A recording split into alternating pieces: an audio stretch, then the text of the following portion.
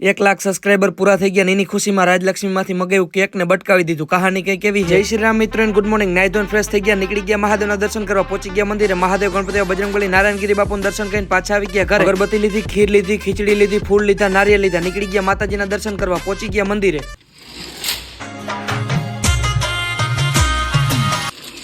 માતાજીના દર્શન કરીને નીકળી ગયા પાછા. આવી ગયા ઘરે, બેહી ગયો નાસ્તો કરવા. નાસ્તો કરીને આવ્યો છત ઉપર.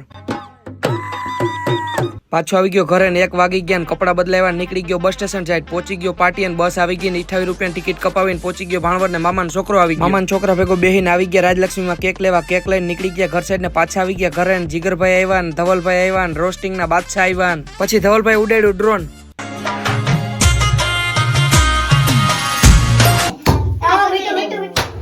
કેકમાં તો ખાલી બ્રેડ જ છે. નાનો આખો વિડીયો મારી યુટ્યુબ ચેનલ ઉપર આવી ગયો તો જોતા હો. મિની બ્લોગ અહીં ખતમ. બધાને જય Shri Ram and bye bye.